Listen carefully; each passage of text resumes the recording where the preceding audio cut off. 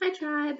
I wanted to talk a little bit about the differences between DBT and RO-DBT because obviously there is a huge similarity in the name, but there are a lot of differences in the actual treatments.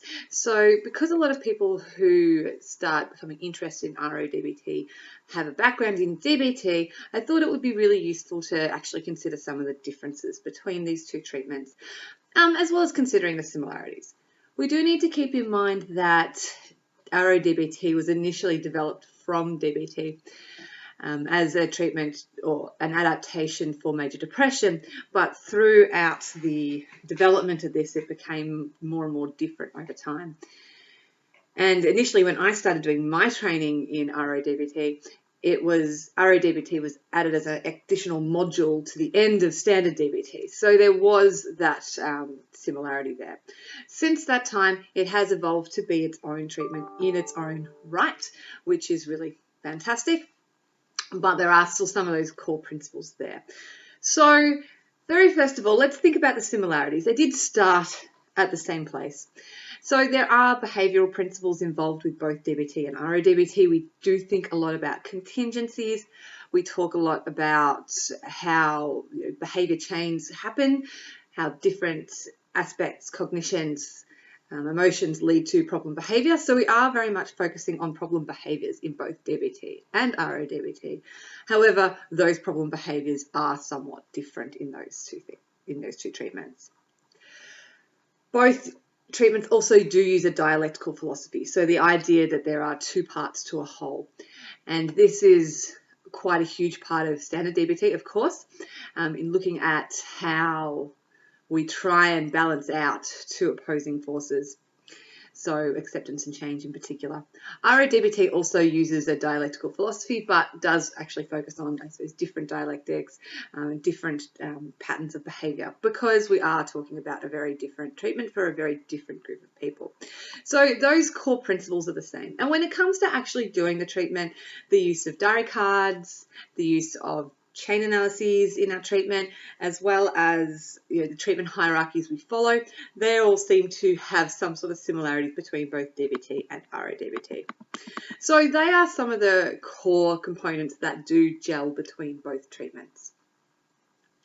The differences between these is that standard DBT was initially developed for under control clients. I have spoken previously about the difference between under control and over control. In a nutshell, under control clients is that more cluster B personality disorder, the dramatic, erratic, borderline presentation. Whereas over control clients is the population that RO-DBT has been developed for. So these clients are more A or C clusters in the personality disorder spectrum.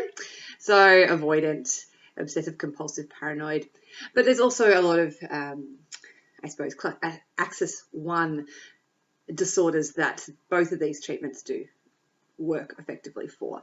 So for standard DBT, we're thinking about disorders such as substance abuse, bulimia, binge eating, and a lot of those more erratic, chaotic disorders. Whereas for RO-DBT, it's more the over-control, anorexia nervosa, OCD, and autism spectrum. So they're very different disorders that both of these treatments are targeting, which obviously does lead to differences in the treatment. From, I suppose, a DBT perspective, a lot of the clients do quite often have an anxious attachment style, so are quite often very seeking the treatment of with a therapist and seeking that relationship.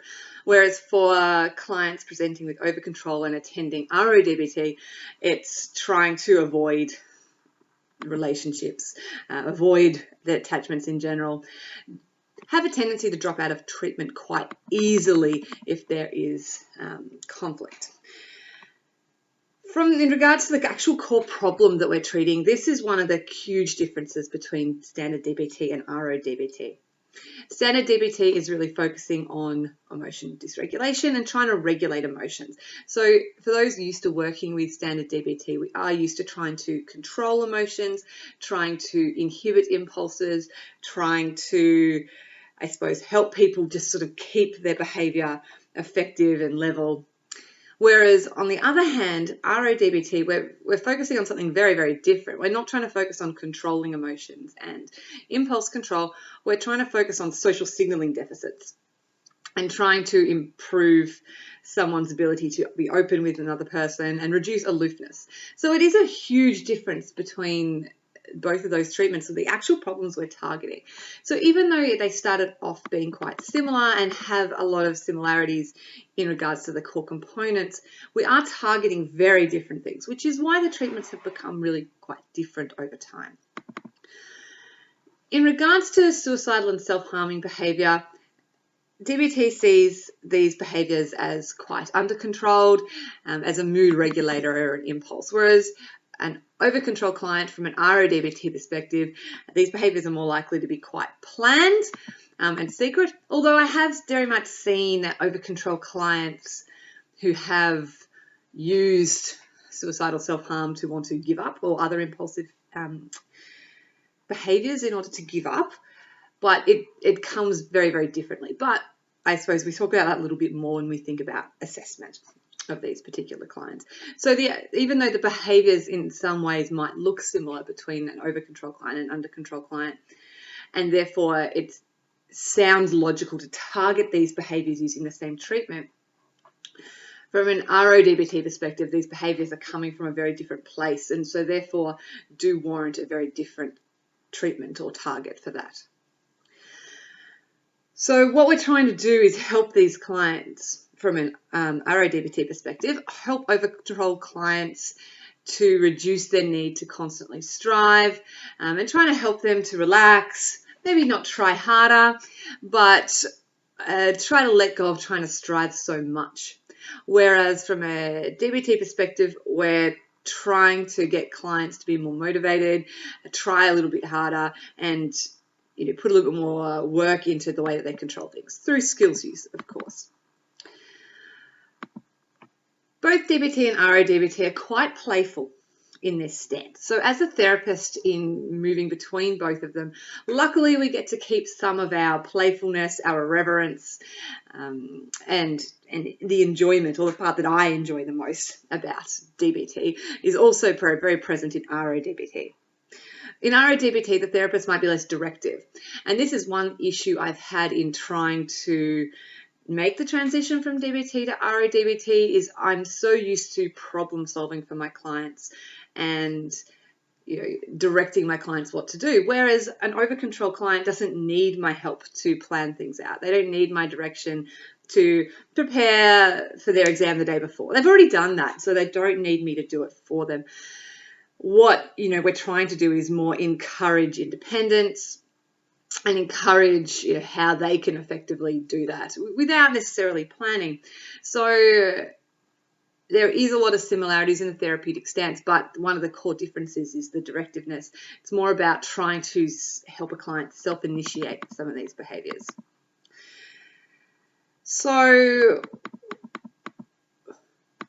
I suppose, like I said, the main difference between DBT and RO-DBT is the primary focus. So we are trying to help over-control clients social signal more effectively with their environment to try and improve their relationships and their connections with others, as opposed to standard DBT, which is very much focused on regulating emotions.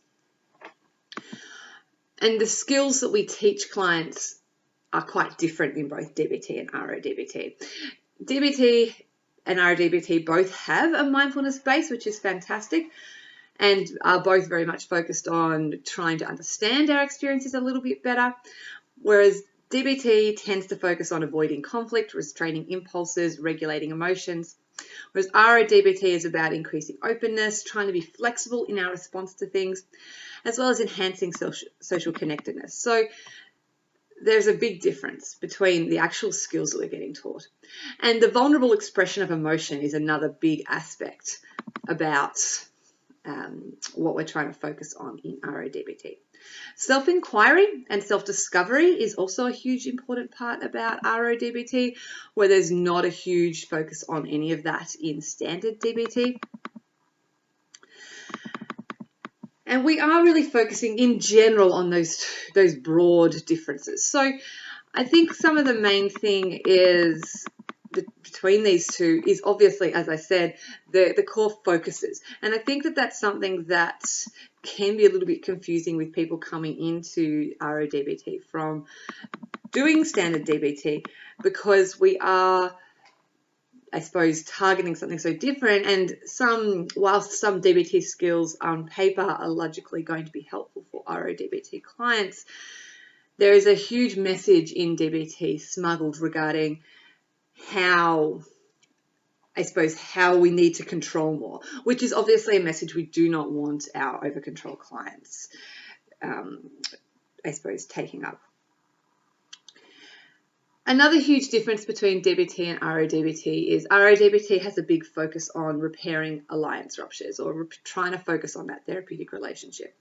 The therapeutic relationship is very important in standard DBT, but it is very, very important as a therapeutic tool in RO-DBT, and trying to repair that is so important.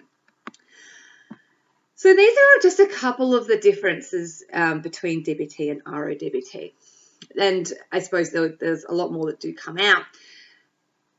One final difference I wanted to mention before I finished up is the focus on temperament. Now, this is something that doesn't come up so much in DBT. We are focused on, I suppose, the personality disorder and the problem behavior at the time, whereas RO-DBT recognizes the underlying temperamental and genetic differences and the unique genetic presentation, I suppose, for lack of a better term, for over-control clients. So trying to actually work with that. We're not trying to change it or say that it's wrong, or we're definitely not trying to change genetics, but we are trying to work with that and try to help someone to, in spite of their possibly quite anxious temperament, make the most of how to interact with others. And I will talk about temperament at another time. So that's the last main difference that I wanted to bring up in regards to DBT and RO-DBT. So thank you very much for watching. If you have any other questions, please just let me know, and I look forward to talking to you all shortly.